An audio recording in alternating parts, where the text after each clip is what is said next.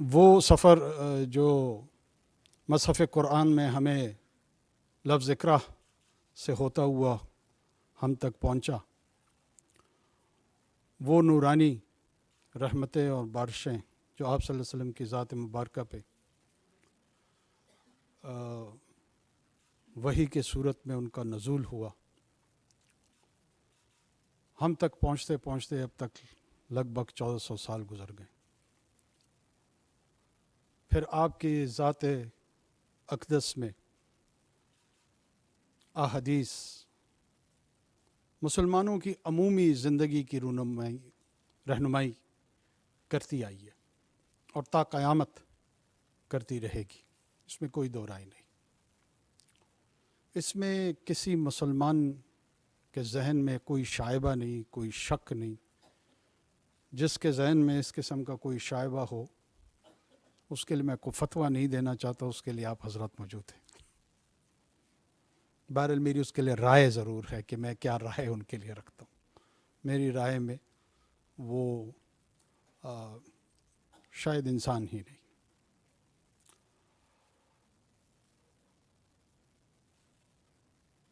اس روحانی تجربے سے استفادہ حاصل کرتے ہوئے جو ہم جیسے سیاہکار و گناہگار ہیں، جو اپنے آپ کو فخر سے امتی کہلواتے ہیں، ہماری بچت کس میں؟ ہماری بچت اسی میں ہے کہ اس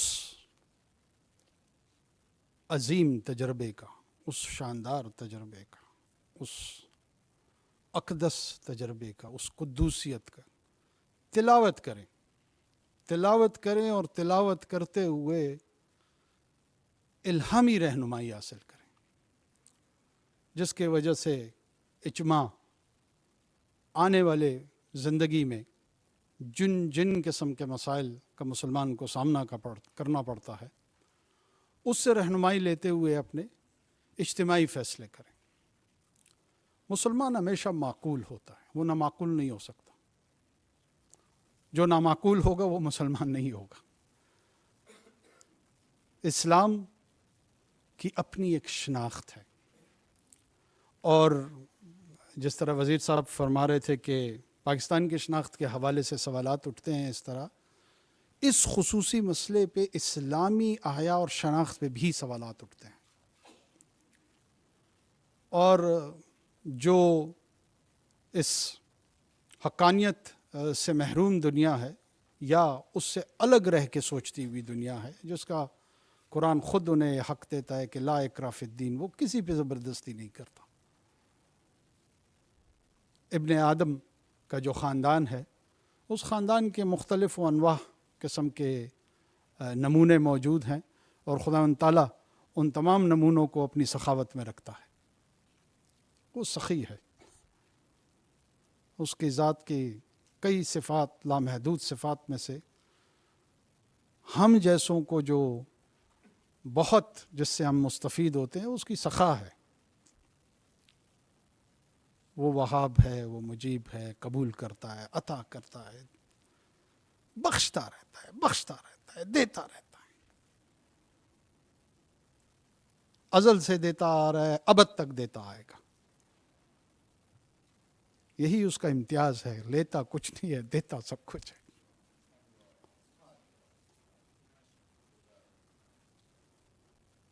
ایسے میں کیا ہمارے بچے، جنہوں نے آگے آنے والی نسلوں کو تشکیل دینا ہے، کیا یہ ان کا حق نہیں ہے کہ وہ ایک صحت مند زندگی گزار کے اس کائنات میں اس کی عطا سے لطف اندوز ہو سکے، اس کی عطا اور اس کی رحمت کا وہی استعمال کر سکے جو میں اور آپ کر رہے ہیں؟ یہ ان کے بنیادی انسانی حقوق میں سے ہے۔ حق ان کا ہے، ذمہ داری ہماری ہے۔ کل کو ان کی ذمہ داری ہوگی، حق کسی اور کا ہوگا، اور یہ نسل در نسل یہی حقوق اور ذمہ داریوں کا سفر جاری رہتا ہے۔ میں نے جب یہ کانفرنس کے انعقاد کی تجویز جب زیر غور آئی اور اس پہ بات ہوئی. اس میں کوئی شک نہیں ہے کہ علماء کرام، مشائخ مختلف مسالک سے، یہاں پہ مجھے رنگ برنگ یہ گلدستہ نظر آ رہے ہیں، مختلف مسالک کے لوگ اکٹھے ہوئے ہیں، اجماع کی صورت تشکیل پائی گئی ہے. اللہ کرے کہ تمام اجتماعی مسائل پہ امت کے اسی طرح کی اجماع کی کیفیت پیدا ہو. یہ یہاں تک جو ہے وہ تو ہم اس کے حصول میں کامیابی حاصل کر لیتے ہیں، لیکن یہ ممبر تک پہنچنے میں، مساجد تک پہنچنے میں جو سفر ہے وہ اصل چیلنج ہے. لکی مروت کے مسجد میں، بنو کے مسجد میں، خزدار کی مسجد میں، میر پور خاص کی مسجد میں، امام بارگاہ میں، کراچی کے، لاہور کے، وہاں ممبر پہ یہ پیغام یقین کی حد تک کیسے جائیں، اس پہ پہلے ان کو خود یقین رکھنا ہوگا. اگر ان کو یقین نہیں ہوگا، یقین کے بغیر تو خدا کی ذات کی بات نہیں کی جا سکتی ہے. پولیو کے قطرے کی کیا بات کریں گے؟ پہلے خود تو یقین کریں کہ یہ کام جو ہم کر رہے ہیں یہ درست کر رہے ہیں، شرعاً درست کر رہے ہیں، اخلاقاً درست کر رہے ہیں، قانوناً درست کر رہے ہیں. جب درست اخلاقی پوزیشن پہ ہم آ جائیں گے پھر لڑنا بڑا آسان ہو جاتا ہے، پھر لڑنا اتنا بڑا مسئلہ نہیں رہتا. مسلمان ویسے ہی لڑنے سے نہیں گھبراتا، لڑائی کو دعوت نہیں دیتا لیکن لڑنے سے گھبراتا بھی نہیں ہے. نہ اس کو گھبرانا چاہیے کسی بھی قسم کی لڑائی ہو.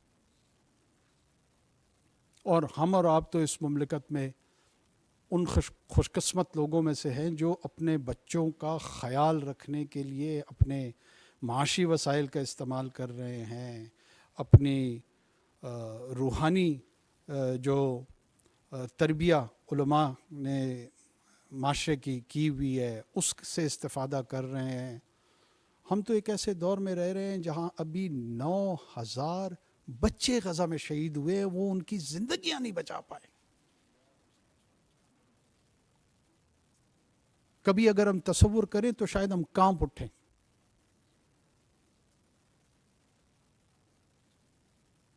اجتماعی طور پر ہم سارے اور خصوصی طور پر وہاں ناکام رہے، اور یہ بھیڑیا دندناتا پھر رہا ہے جس کو ایک مجرم کی صورت اختیار ہونی چاہیے تھی، وہ ایسے ایک قابل عزت حکمران کے طور پہ سامنے آ رہا ہے جو بالکل بھی نہیں ہے نتنیاہو.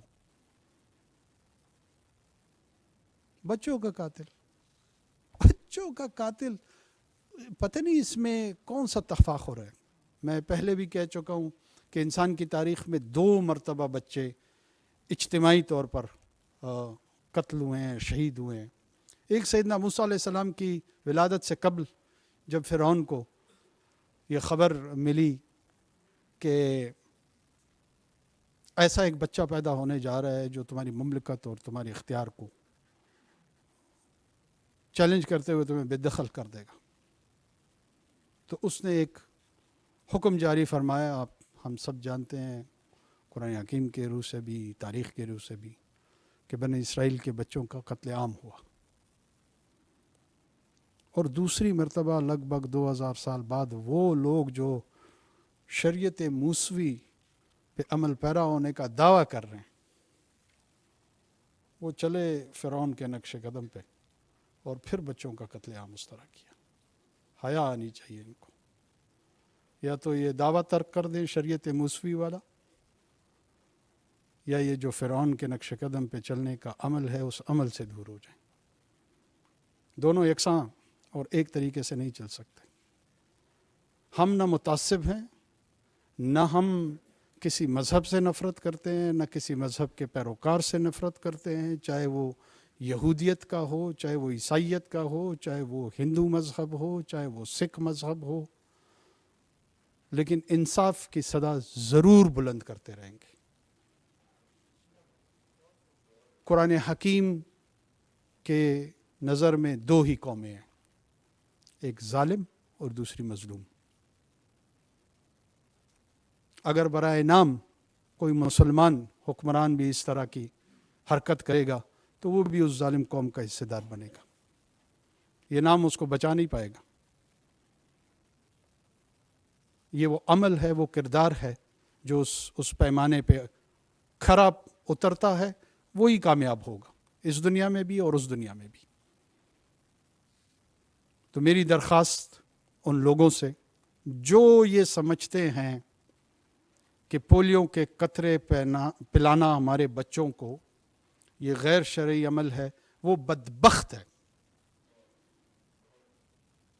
اور ان بدبختوں کے خلاف آپ نے ہمارے ساتھ شانہ بشانہ کھڑا ہونا ہے۔ یہ آپ کی جنگ ہے، یہ میری ذاتی جنگ نہیں ہے، یہ ہم سب کی جنگ ہے، یہ ہماری آنے والی نسل کا ہم پہ قرض ہے۔ مجھے حیا آتی ہے جب کوئی بچہ پولیو سے متاثر ہوتا ہے اور میں اس کو دیکھتا ہوں کہ ہم اتنے بے بس ہیں کہ اس کو اس کیفیت میں پہنچنے دیا جس سے ہم اس کو بچا سکتے تھے۔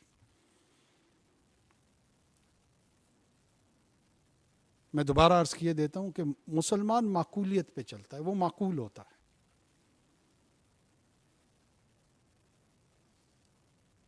قرآن حکیم ہمیں خبردار کرتا ہے کہ کوئی بد کردار اگر تمہارے پاس کوئی خبر لے کر آئے اس کی تحقیق کیا کرو۔ کیا ہم پہ یہ سب پہ فرض نہیں ہے کہ ہم تحقیق کریں کہ یہ پولیو کا قطرہ جو ہے جس کے حوالے سے جو جھوٹی خبریں پھیلائی جاتی ہیں کیا یہ حقیقت کے قریب ہے یا نہیں ہے؟ صرف 5 وقت کی نماز کا سوال اور جواب دینا ہے، اس خبر کے متعلق تحقیق کے حوالے سے جواب نہیں دینا، نہیں دینا ہے۔ اپنے آپ سے یہ سوال کریں، کسی نے تحقیق کی؟ اس رہنما اصول سے استفادہ کیوں نہیں حاصل کیا گیا؟ صرف ہمیشہ سوال ہی کریں گے، جواب کبھی نہیں دیں گے۔ کون ہے وہ شخص جو ممبر پہ کھڑا ہو کر جس قسم کا اس کا جی چاہتا ہے وہ گفتگو کرتا ہے؟ کیا وہ پابند نہیں ہے خود بھی قرآن اور سنت کے اصولوں کا؟ اس کا اطلاق صرف میری ذات پہ آتا ہے، باقی معاشرے پہ نہیں آتا، اس کی اپنی ذات پہ نہیں آتا۔ ہم سب قیدی ہیں، ہم میں سے کوئی آزاد نہیں۔ تیرے آزاد بندوں کی نہ یہ دنیا نہ وہ دنیا۔ کون ہے آزاد؟ مومن کیسے آزاد ہو گیا؟ وہ پابند ہے، میں بھی پابند ہوں، اور جو صاحب ممبر وہاں بیٹھا ہوا ہے لکی مروت میں وہ بھی پابند ہے۔ اس پابندی کا اطلاق ہم سب پہ ہوگا۔ اس طرح کی غیر ذمہ دار گفتگو ہمیں روکنی چاہیے، دل سے، دماغ سے، ہاتھ سے، جہاں جہاں جیسے ممکن ہو۔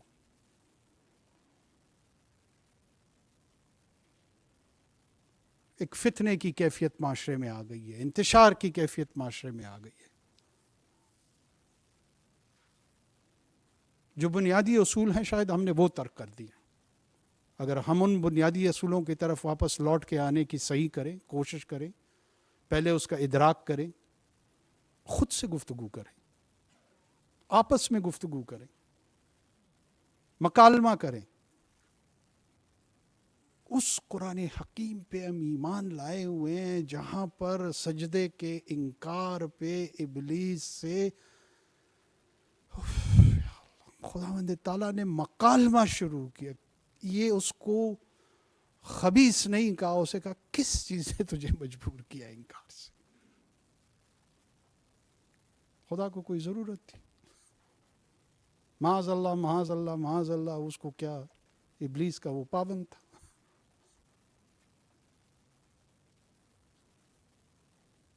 مکالمہ شروع کیا انہوں نے کہ بتا اپنی دلیل آگے لے کے آ، کون سی دلیل تھی تیری جس نے تجھے اس پہ مجبور کیا؟ گرچہ وہ دلیل کے نتیجے میں تہمت لے آیا، لیکن دلیل تھی نہیں، دلیل تھی نہیں۔ تو ہم ان سے مدلل انداز میں گفتگو کر رہے ہیں کہ کیوں؟ اور اس سے جڑے ہوئے کئی مسائل ہیں ہمارے، اور اس سے جڑے ہوئے کئی انفرادی اجتماعی مسائل ہیں ہمارے۔ یہ تمام کے تمام انتہائی احسن طریقے سے حل ہو سکتے ہیں۔ جو وقت کا فتنہ ہے اس فتنے کے سامنے ہم سب مل کے کھڑے ہو سکتے ہیں۔ اسی میں ہماری بقا ہے، اسی میں ہماری خیر پنہاں ہے۔